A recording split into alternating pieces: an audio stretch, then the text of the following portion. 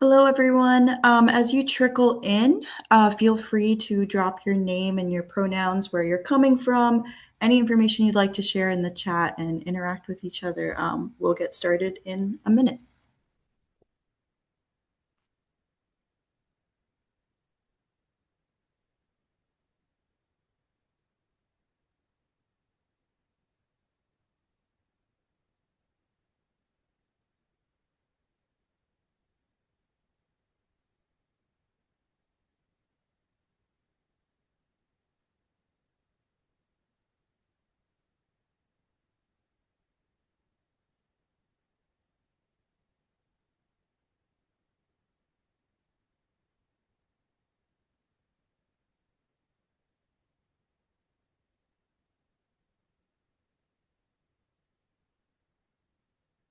I see Carol says she hears a bit of an echo. Is that true for everyone?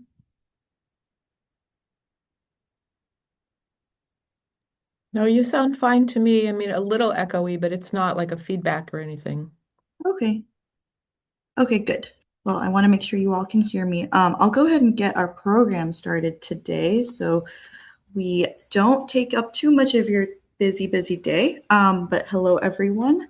Thank you so much for joining us. Like I said in the beginning, please feel free to interact in the chat, share your name, your pronouns, organization you're coming from, tribal affiliation, if that applies to you, anything you want to let us know. And the Q&A function will also be available throughout the webinar. So my name is Maniza Habib. I'm a research associate at Population Institute. A few years ago, I partnered with the Indigenous Justice Circle, or actually last year, but I've been working on a piece called Behind Closed Doors for a few years now about gender-based violence in the United States and the under-recognized harms. But a year ago, we decided to partner on a webinar focusing specifically on missing and murdered Indigenous women and girls. And that's also why we are gathered here today. Today is Red Dress Day, which is held every May 5th in remembrance on activism, honoring the lives of missing and murdered Indigenous women, girls, and Two Spirit people. The day was originally inspired by an artist named Jamie Black and their Red Dress project in 2010, which involved hanging empty red dresses in public spaces to represent the missing and murdered Indigenous women, girls, and Two Spirit people.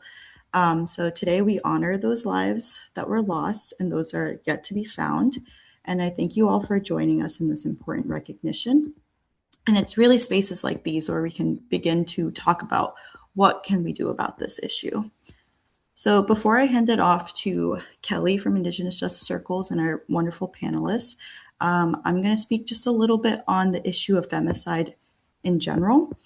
So, what femicide is the intentional killing of a woman or girl because of their gender.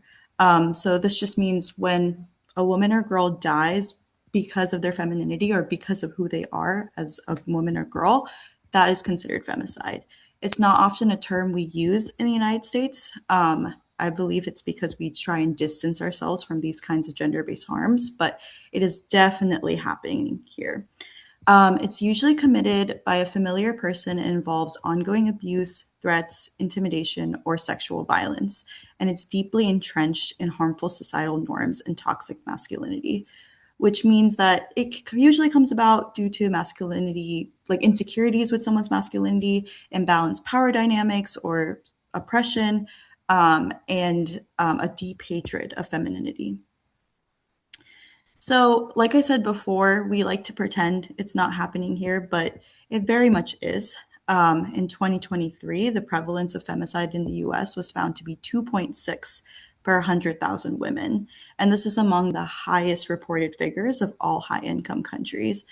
And for context here, more than 2,400 women and girls were killed in 2023 in the US compared to 122 in the UK in 2022, just to give a comparable figure. And more than 90% of the women and girls killed in the US knew their killer already, which is what helps us define this as femicide. And there is an alarming rising incidence and prevalence of femicide happening. So from 2014 to 2020, the incidence increased 24%. And the last time we had this webinar, the prevalence was 2.1 per 100,000 women, and now it is 2.6. But specifically, Indigenous women and girls continue to face disproportionate rates of violence, and they experience violence 10 times higher rates than the national average. And homicide continues to be the third leading cause of death for American Indian and Alaskan Native girls ages 15 to 19 and women ages 20 to 24. And already this is incredibly underreported and undervalued. For example, the media does not report on these cases very often.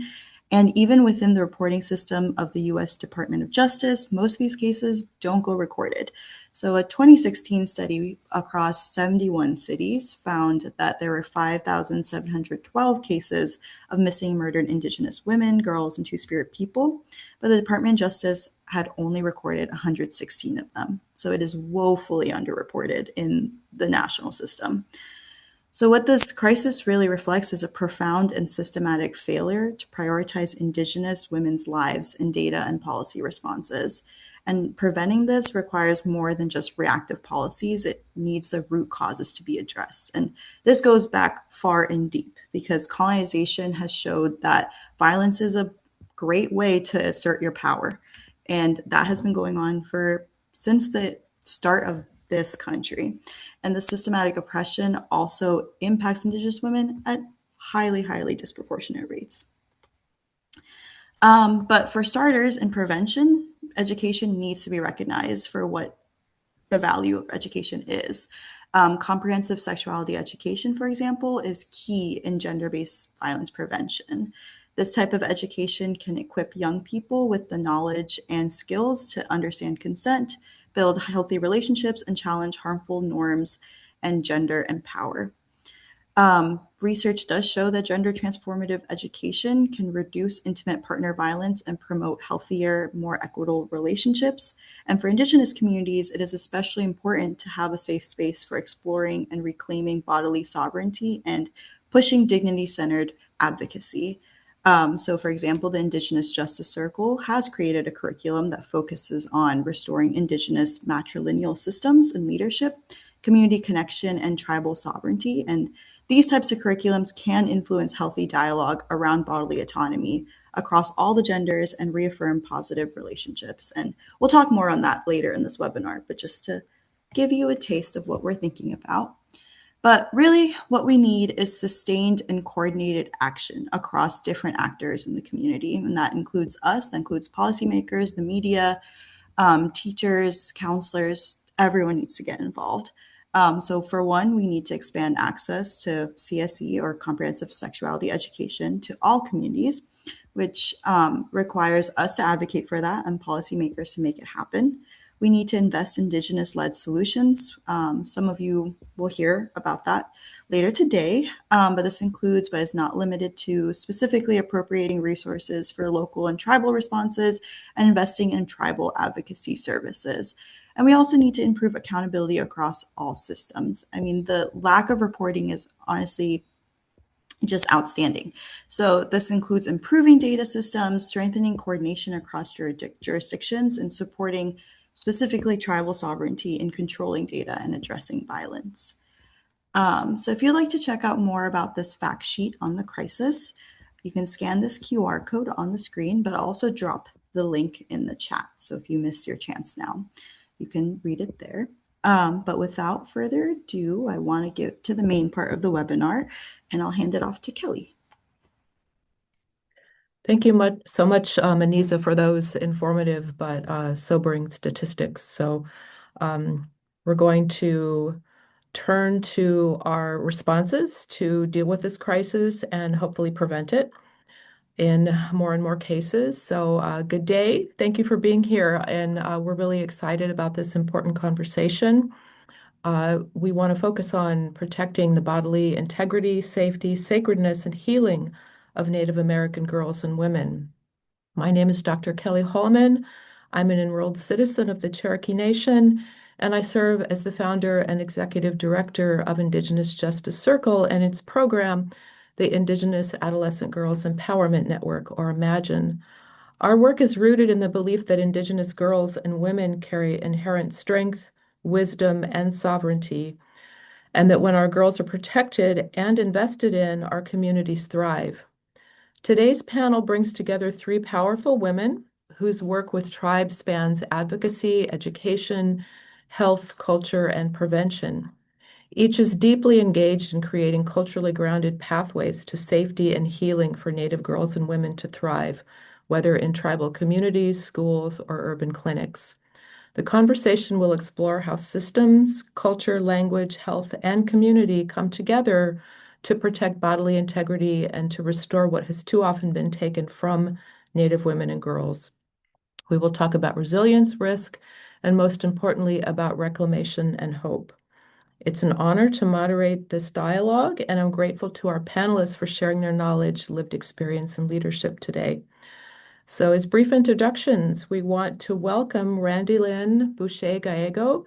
She is a Lakota Immersion Curriculum Director and Multi-Immersion Educator at Makpialuta, or Red Cloud School in South Dakota. She's an educator, cultural practitioner who uses language, ceremony, and Indigenous pedagogy to strengthen identity, safety, and healing for Lakota girls and youth. Next, we have Courtney Whiteman, who is a cultural advisor at the Oklahoma City Indian Clinic. Courtney is Kiowa and Muskogee Creek. She integrates movement, traditional dance, and cultural arts into intertribal wellness and empowerment programs supporting the safety and resilience of urban Indigenous girls. And we also have Sonia Jensen, who is the Sexual Assault Program Coordinator and Safe Harbor Tribal Regional Navigator for the Mille Lacs Band of Ojibwe Victim Services in Minnesota. Sonia works at the intersection of advocacy and systems coordination, ensuring sexually exploited Indigenous youth are treated as survivors and victims instead of criminals, and that they're supported through trauma-informed, culturally responsive services.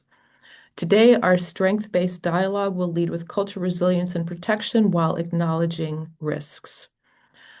So we have a series of questions, and we want to pose those to different panelists that we are lucky to have with us today.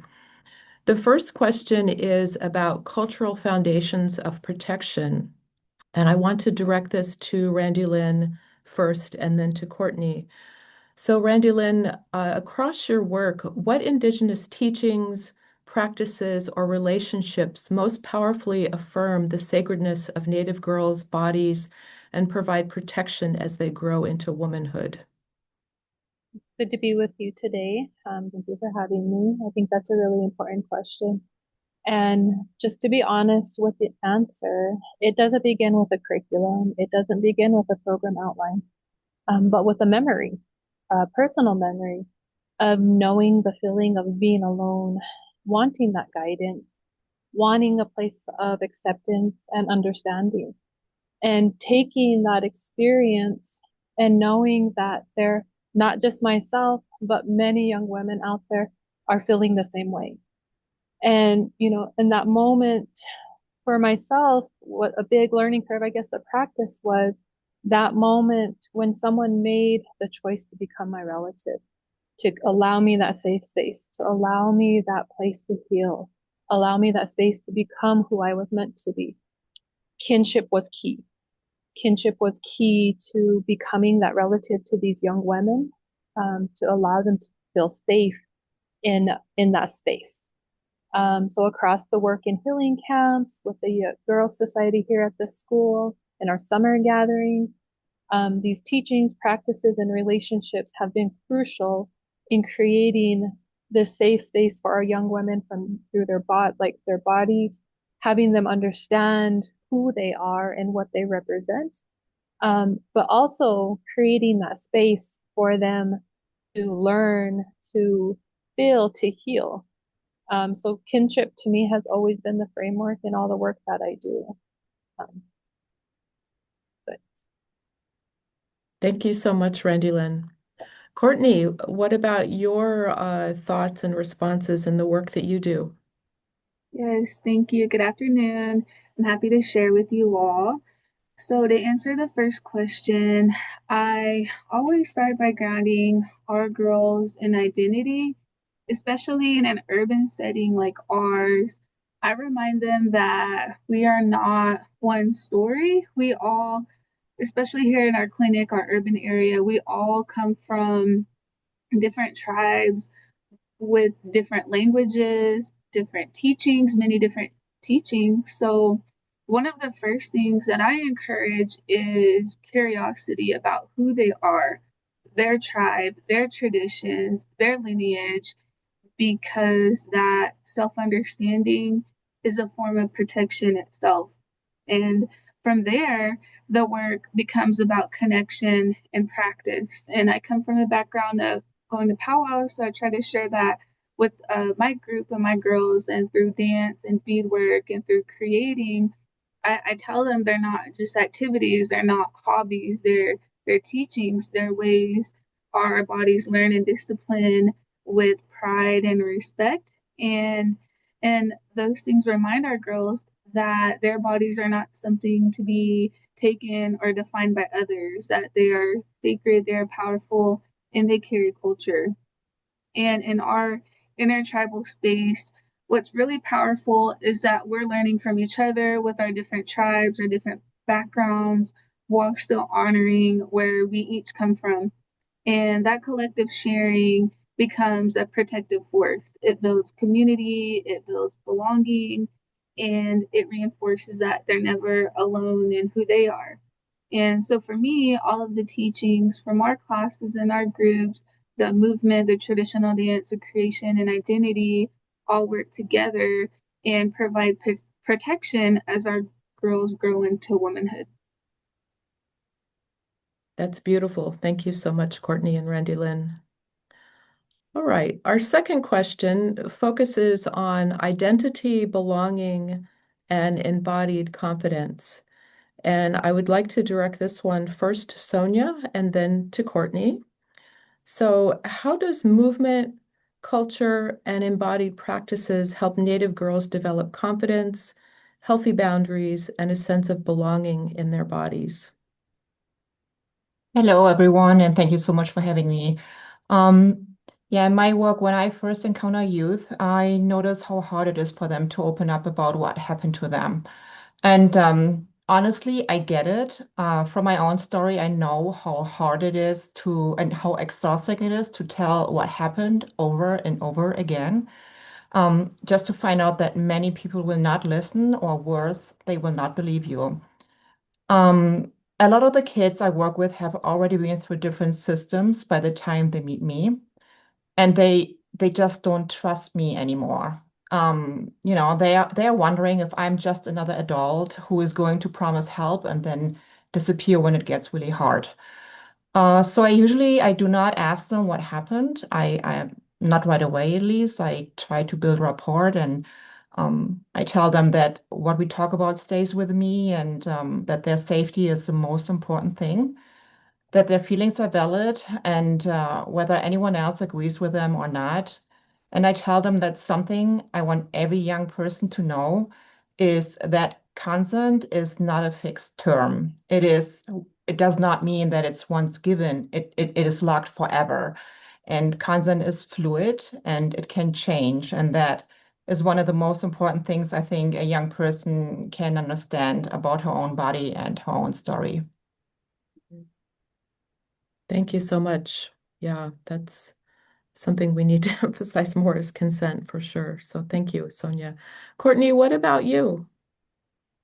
Yeah. For me, confidence really starts how our girls experience their bodies, not just how they think of them. A lot of my work is rooted in movement. So whenever I first came into my role, even before I worked at the clinic, I knew Megan and Kelsey, who were part of the Imagine program here at the clinic before me. But I came in as a guest speaker to teach traditional dance, specifically fancy shawl. And then I came on at the clinic. But what I always would tell them is this is not like Western dance, like jazz. Like there's no 5, 6, 7, 8, no perfect step to follow. That our traditional dances come from the heart, and it's about how you feel and how you connect and how you express who you are. And that alone is really powerful because it gives them permission to trust themselves. And I also share my own journey along with them. Growing up, I stayed in sports and fitness because I wanted to be strong to stay in shape for powwows. So that carried me into my previous role of being a group fitness trainer, personal trainer. And so now I bring all of that together into my classes now, along with the cultural practices like regalia making, into one space for our girls. Because what happens is they start to see their bodies differently and not something to critique or compare. So something, but something strong and capable connected to culture. And I always emphasize the urban setting. A lot of our girls did not grow up with these teachings, so when they're exposed to it for the first time, like the creative movement, creation, and community, that builds up their confidence, and which is really amazing to see. It builds belonging, and they begin to feel at home in their bodies. So that's where we start to see the healthy boundaries and self-respect. Wonderful. Thank you so much, Courtney. So the next question is around creating culturally safe spaces for growth and healing. And this is a lot of what the Imagine work is about, and what a lot of the ladies who are with us today have been either starting or strengthening in their own communities. So I would like to direct this to Randy Lynn and to Sonia. The question is, you both create spaces where girls and young women feel safe to speak, learn, and heal. What makes a space culturally safe, and why does this matter for bodily integrity and long-term healing? Okay. Um, so I think this is really important as well. I've seen this come alive in two different spaces, one with working with Native youth healing camps, and then also with our Girls Society within our Lakota immersion program here at Luka. And, when I think of what makes a place safe, the first thing that I'm thinking about is what are we doing and what does that responsibility look like? And so when I opened, I talked about kinship. Kinship changes everything for the children, where you have young women coming in from the community and from different spaces. And so when you allow that kinship to thrive within that space, a young person then understands that they're not alone. They now have a relative. And with this kinship, it's not just about a kinship term. It's about breaking down what those responsibilities of each kinship term holds. And so within our school system here and in the healing camps, that was the foundation of building that trust with our young women and allowing them to see that we were that safe place. And then doing that, cultural safety, looking at what cultural safety means, that was part of the healing itself. Some of our young women haven't had the experience of ceremonies or, cultural practices. And it was about introducing them to those spaces that allowed them to learn what the ceremonies were, what the traditional foods were, what our traditional plants, and then just showing them on, this path. These different teachings are also tied to that stage of life that they're transitioning through as young women. So that became a crucial part as well. In our summer camps, they're out on the land. They're out in a space that's, there's no distractions, and that was also key to allow them to reconnect to the land. And reconnecting to the land is also crucial for that healing and creating that safe space. And then whereas when we're in the school system, we're in the school environment, here in our building, kinship has been our foundation for our school. So when the children are here, this is like their second home. So these young women are coming in and they're able to learn about the womanhood ceremony. They're learning about how to prepare for it.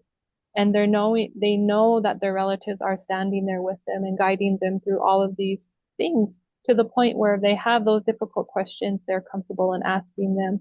They're comfortable in saying, what happens next. And then the curriculum that you guys have provided has also been a key resource in allowing us to show and actually train other relatives to work with these young women who may haven't have had the opportunity to learn what does this look like. So I think there's multiple aspects that, when you're creating this space for them, that's really important. long term, when our, like Courtney had said, when our young women are culturally grounded in who they are through their language, through their life ways, and as a young woman and have had the opportunity to go through that womanhood ceremony, now you're creating another part within the circle of life that they now carry these responsibilities as kinship to their relatives who are coming behind them. That's so powerful, Randy Lynn. Thank you so much. Sonia, what about you? Yeah, thank you so much, Wendell, and I totally agree. And we have the same experience here. Especially, I work a lot with elders just to get their input and, to gain a little bit more knowledge about the culture. And I see it so many times that, we have some girls who are rather shy and who don't know how to open up, if they should tell their story or not, and if they are really in the trusted circle. But as soon as they realize, and usually it happens when we're all sitting together on a table and we have lunch together, just something very, very simple, and they see, okay, there's this one girl opening up about something that might happen at home, and then the next opens up, and then and then it's like that ripple effect, and it's just so beautiful to watch this. I'm also very fortunate to have a cultural practitioner team around us, so that helps me and also the survivors to find support and guidance along the way. And it definitely helps me because it teaches me how to better support the people I'm working with. So yeah, but I'm also very careful that nobody feels pushed. I think that's very, very important. And then again, that consent applies here as well.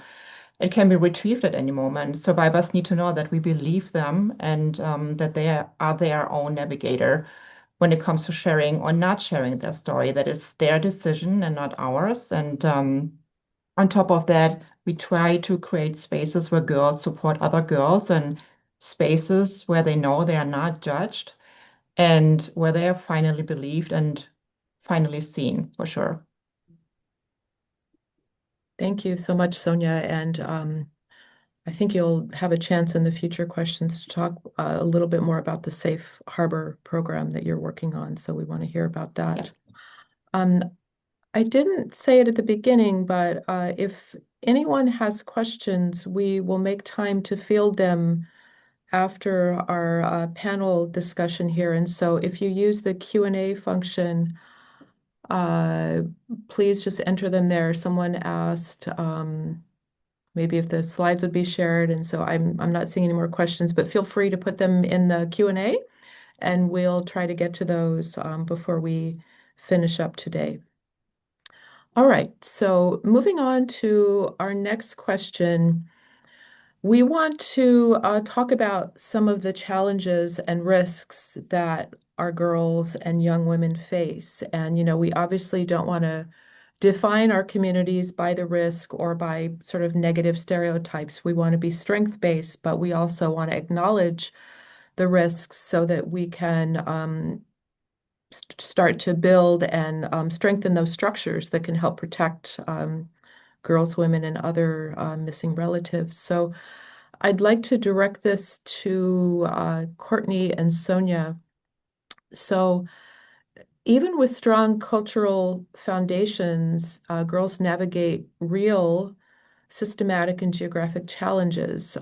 From your vantage points, what external factors most threaten their safety, and how do your programs help buffer against those risks? And in answering this question about barriers, challenges, maybe if you also want to mention when did you first hear about the term missing and murdered relatives or persons or girls and women two-spirit?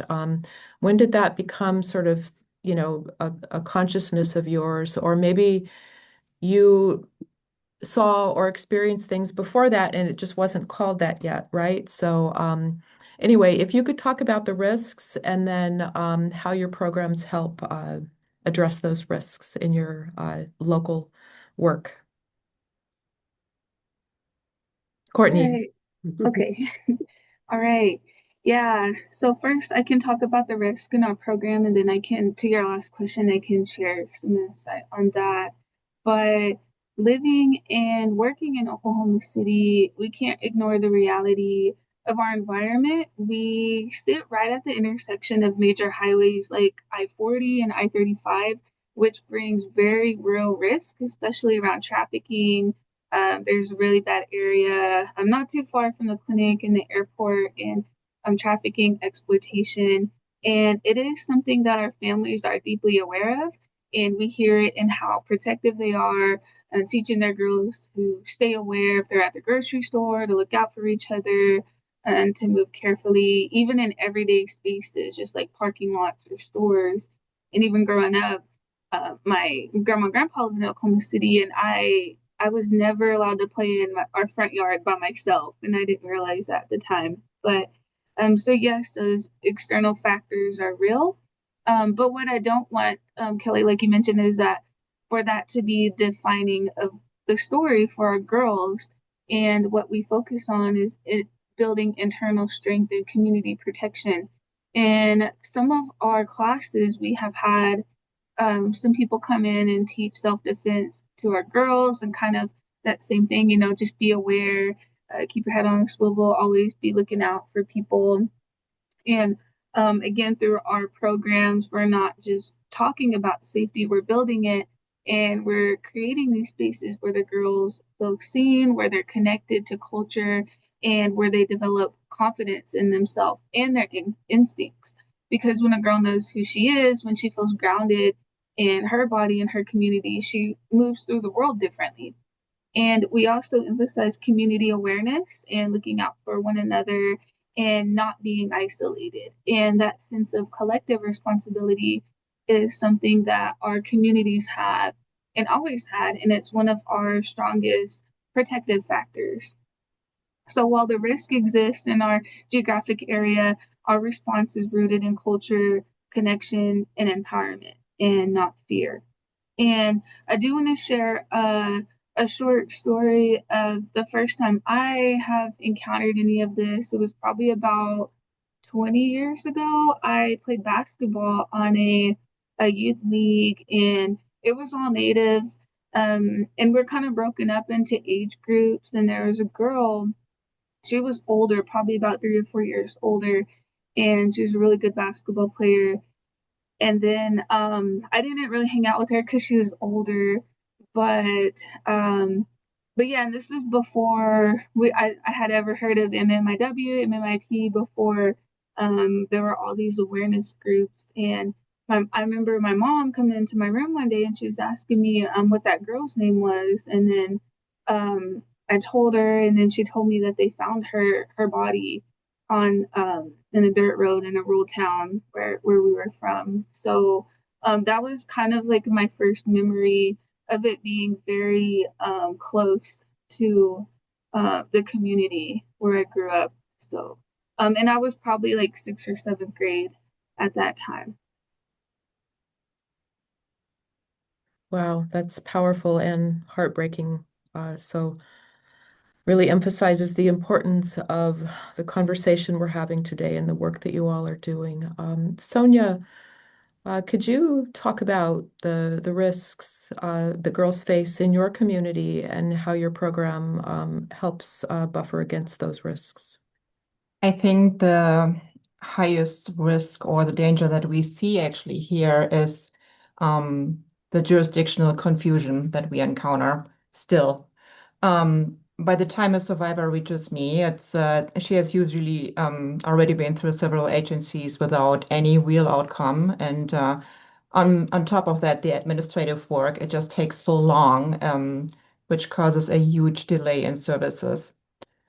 And I'm not even going to start about the current funding issues that we are facing on top of all that.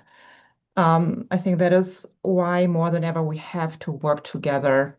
We have to network, we have to contact other agencies, we have to make sure that no one falls through the cracks. And my work with Safe Harbor gives me the chance to do exactly that, to connect with agencies across the state of Minnesota and beyond.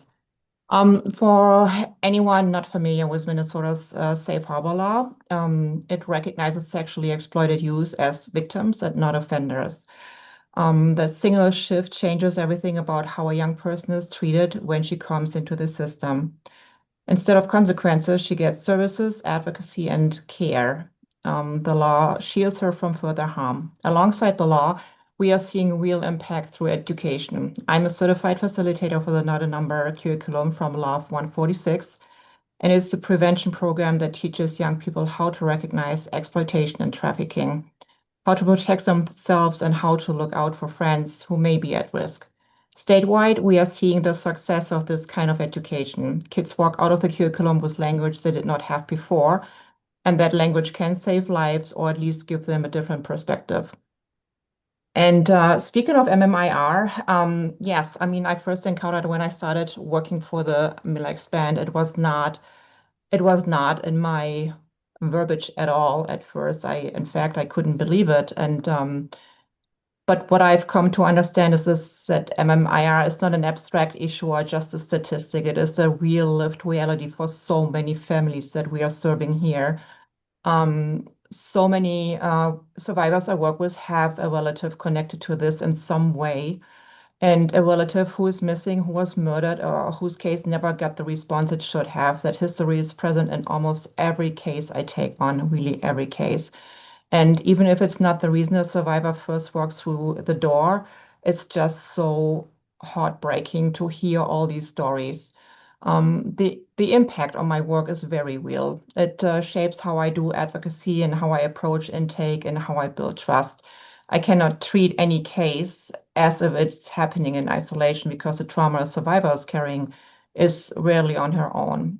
It's intergenerational. It is shared across the community. Part of my job is recognizing that and making sure my services honor it instead of ignoring it. Thank you so much, Sonia. Really deeply appreciate what you're doing and the fact that Minnesota has a safe harbor law. I mean, that is phenomenal, and I wish more states had it. And I think learning about that would be useful for a lot of us. Okay, so moving to our next question on strengths-based prevention and systems alignment. So I'd like to direct this one to Randy Lynn and to Courtney.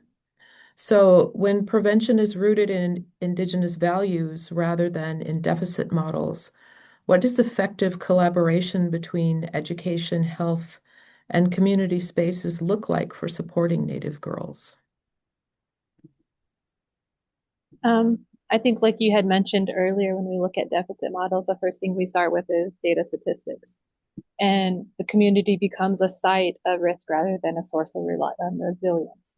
And I think that's one of the key things. And then when we look further in prevention with Indigenous values, that collaboration, that story starts from the community itself. It's taking the Indigenous knowledge that has been there since time immemorial and using that to work with our young children.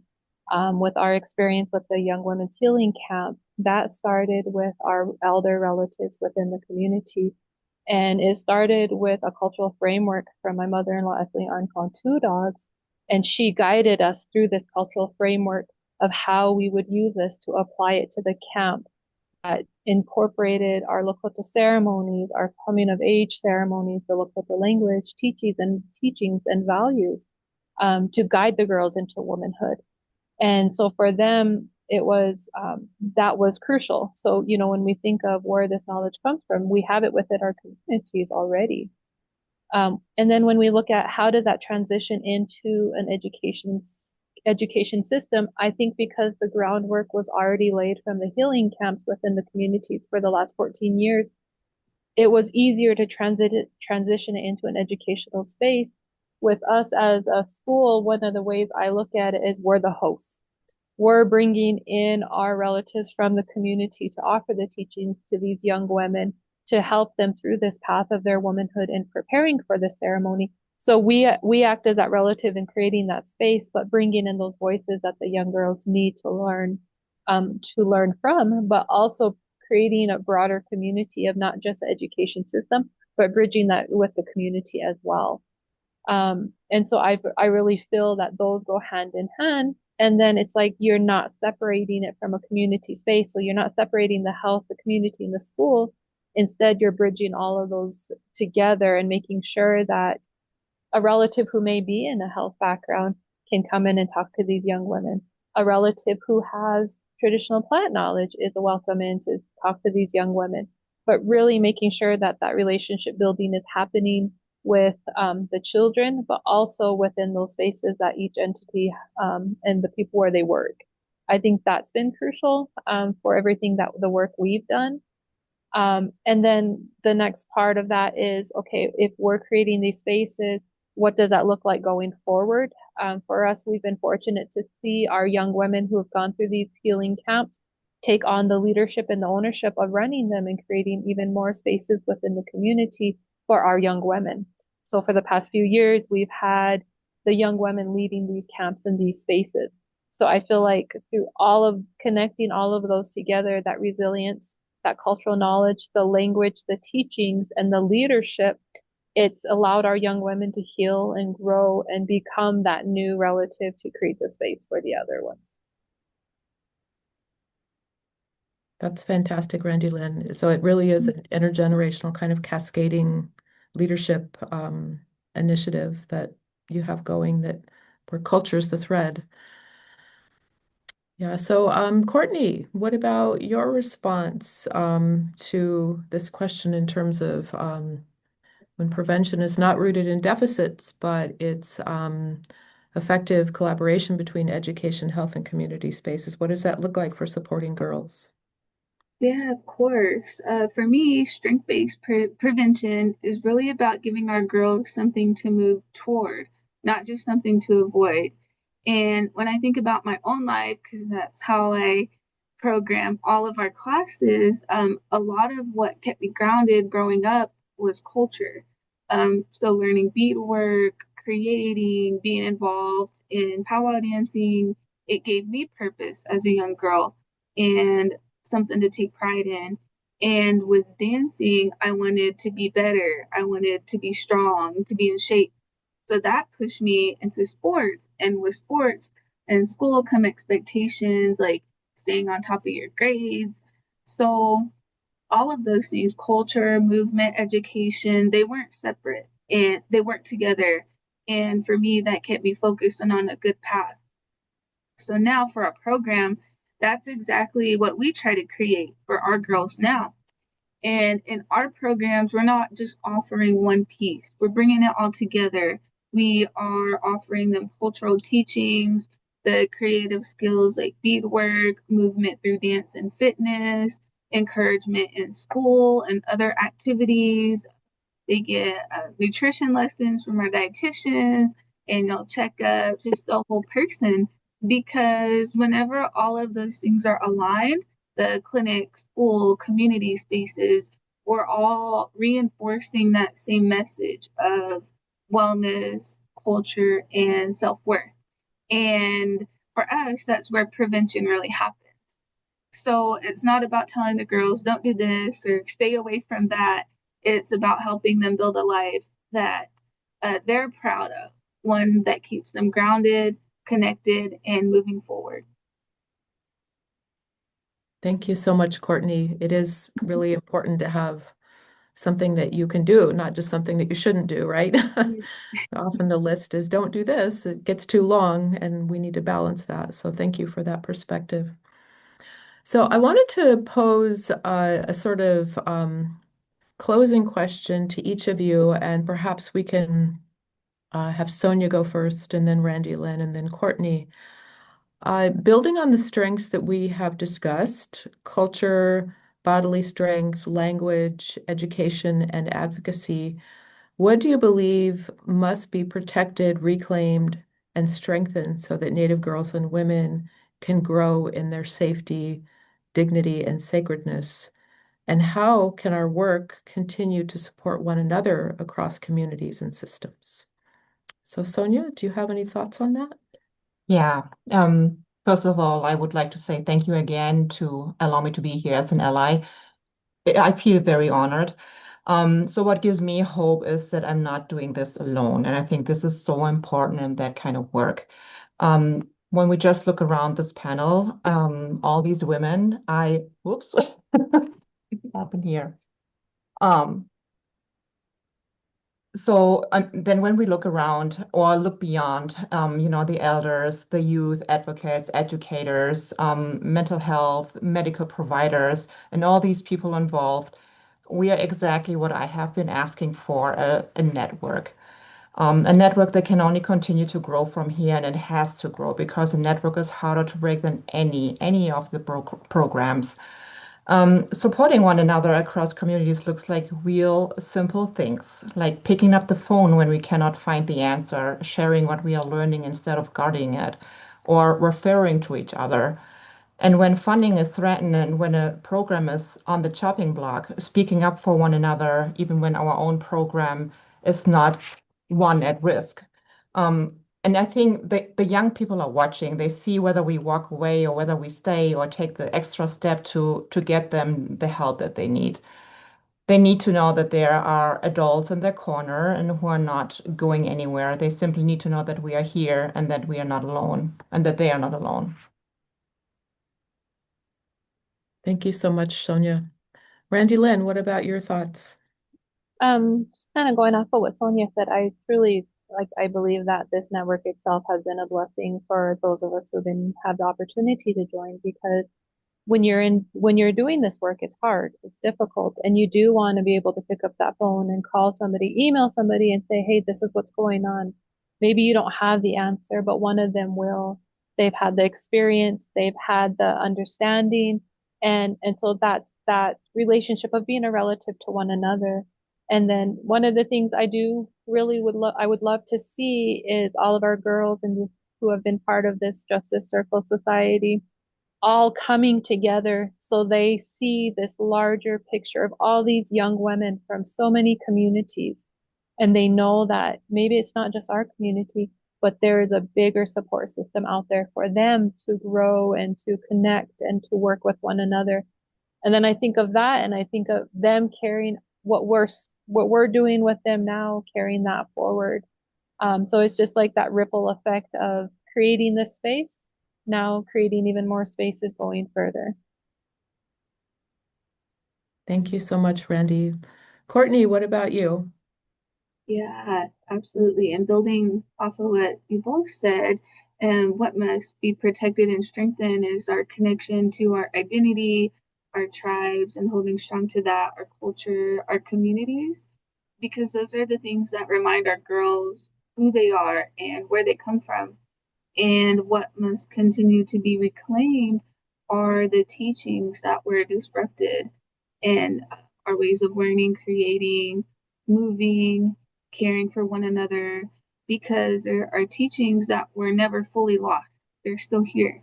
And when we bring them back into our everyday spaces, like our clinics or your own spaces, our schools, our community programs, that's where we can see the healing happening. And I think the biggest piece is that none of us can do this work alone. Thank you so much, Courtney. Mhm. So, first of all, I want to thank our panelists. It has been incredible.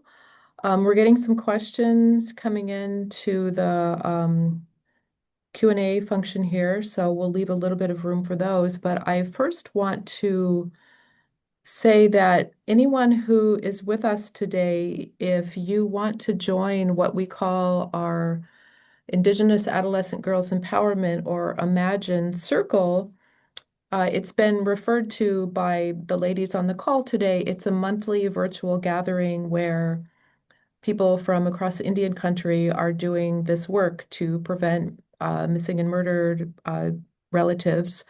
And we basically share successes, we troubleshoot challenges, we provide each other strength. And like Randy said, we all really do become relatives as part of that circle of sharing. And as Sonia said, it's a network. And I feel really much more sort of empowered and as if the work that we're doing is meaningful because we have this network of people from across Indian country who are, doing this difficult work, and it often feels isolating. It's like how can I deal with all these issues that, my community, my relatives are facing? But I think it makes it easier to handle when you know that you're not alone, right? There are other people who are doing this and who often have really good ideas to share. And if nothing else, they can just be a listening ear.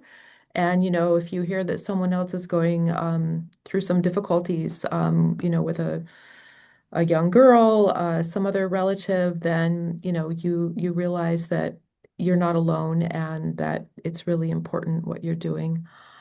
So, we've heard today that culture is prevention, that community is protection, that the body is sacred ground. And when girls are rooted in who they are, their bodies, their voices, and their futures are also more protected. So I'll turn it over now to Indigenous Justice Circle Senior Program Manager Lisa Poland to field some of the questions in the Q&A with the 10 minutes that we have remaining. Hi, everyone. It's an honor and pleasure to be here today. I want to also thank all the panelists. I always learn so much and feel so hopeful after hearing you speak and feeling connected to all the work that is been going on and the amazing work you're doing in your communities. There's a couple of questions that have been sent to me and a few that I see in the chat. I'm going to start with the one from Kathy Hall, which was in the chat. This is a general question to any of the panelists. She asked, could any of you comment on the adequacy of research on the issue of Indigenous women facing disproportionate violence at this point in the time? Are government entities taking data collection seriously? What about their efforts to confront this issue of underreporting? So I don't know if that's something anyone has particular feel. Maniza wrote a response from a policy perspective in the Q&A chat, but if anybody has anything they want to add, or if they've seen anything in their own communities about research that's being done, if you guys know of anybody who's doing research on this or looking into the underreporting.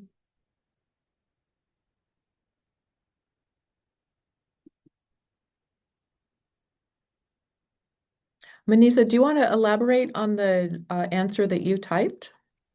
Yeah, I can do that for sure. I gave a quick answer in the chat, but basically wrote about how awareness and policy action are definitely growing, I'd say, largely because of things like this, because of Indigenous-led advocacy and different groups doing the work. But it's catching up to a crisis that has existed for decades and it's been unrecognized, like, for a long, long time. So there are efforts to increase data collection. There is a law that was signed in 2020, the Not Visible Act, which aims to improve interagency coordination. There was another act called Savannah's Law that was signed in 2020 that's aimed at empowering tribal response and also improving culturally appropriate responses from the U.S. government, U.S. law enforcement. But I don't think we know the impacts of these laws quite yet. So there still needs to be a lot more awareness building, a lot more money funneled into these kind of responses and specifically to tribal responses. There's a lot of fragmented jurisdictional issues that causes a lot of problems in addressing missing and murdered Indigenous women, girls, and Two-Spirit people.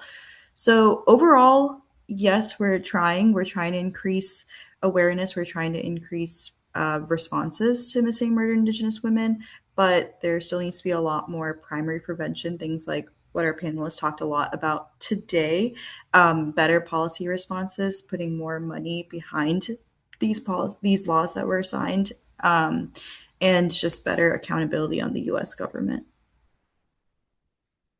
Thank you, Manisa. I think there are also issues around some of the things that the panelists mentioned in terms of data really only being collected on deficits and problems and not strengths, but then also the lack of trust in government data collection, and also the lack of, okay, data are collected, why is nothing done about it, right? So I think both of those things are also like, even if the data systems were in place, that we would have these sort of mistrust and lack of action, sort of demotivators for people to actually report what happens to them. So I don't know if any of our panelists today have any comments or thoughts on that piece of it. I'd like to share something from Oklahoma, if y'all aren't familiar. So there was a young lady who went missing from the Cheyenne and Arapaho Nation, Ida Beard, and in 2021 here in Oklahoma, they passed what they call Ida's Law, which was passed to address the MMIW movement, or they call it different terms, MMIP, to improve the coordination between all the different agencies, like the state and tribal, federal. And I know it's not research, but just to kind of give y'all an idea of what's going on. And I actually just came from the Capitol right before the meeting here. I took some of our patients up there, and I'll go ahead and stand up. We had a shirt, we all wore a t-shirt, and then it's still a really big problem here in Oklahoma. There's so many families up there. Even our patients here have uh, family members that cold cases that haven't been found. And one of the things that I forgot to mention earlier is, if you look up a lot of these names, there's not very much media coverage on it, which is really unfortunate for a lot of the families here to get that closure or help find them. And so I'm not sure about how we have the law, but how they're fully implementing it. I don't have data connecting those two, but just wanted to kind of give y'all an insight on what's going on here in Oklahoma. Thank you so much, Courtney. Mhm. Randy or Sonia, did you have any thoughts you wanted to share on the data collection and mistrust or lack of action based on the data? Yeah, I unfortunately have to say that the Minnesota Department of Health, they actually do surveys here every year, but it looks like the surrounding schools here on the reservation, they are not participating, which is very sad. So right now we can only rely on the schools from the surrounding area, which they have some native students, but of course not all of them. And we wish we would have more access to the actual numbers, the actual cases that happens here on the reservation. And that makes it really hard to build programs or to build that trust and, to just gather more information. Thank you. Okay, we have about 3 minutes left. One of the questions that has come up in the chat is that would or do having ID cards for girls, I think in programs, would that make a difference if that's something they could carry with them? Would it add risk if they're identifying themselves, or would it help maybe girls feel connected to each other, offer other protections? So if programs that run in your community offer up ID cards, I believe that's the question. I don't know, Randy Lynn, if that's something that the school does, if it offers up ID cards to kids that they carry with them. At our school, we currently do not offer ID cards for students. I think that is a really good area to look into, because I would like to weigh both. What are the risks? What are the benefits? Because how much information are we putting out there on students? But then, is it important that they have it on them? So really breaking that down, and what for us as a school, that's where we would start, is what are the risks? What are the challenges, or what are the benefits as well? And Courtney, I can ask you the same question. Does the Oklahoma City Indian Clinic offer some sort of membership ID or program ID for girls who use the clinic, for not just girls, but for anyone who uses the clinic? And what would you see as risks and benefits to that kind of card or program? Okay, sure. Yeah, we currently do not offer ID cards, and I'm not sure if that's because we're at a clinic and HIPAA anything like that.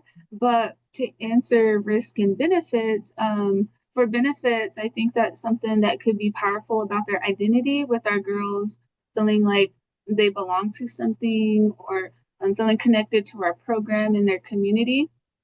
And that sense of belonging can absolutely be protective. But for a risk, in some situations, carrying something that identifies them, where she's from, what program she's in, could potentially create a risk. Just kind of what was just first thing that popped into my mind.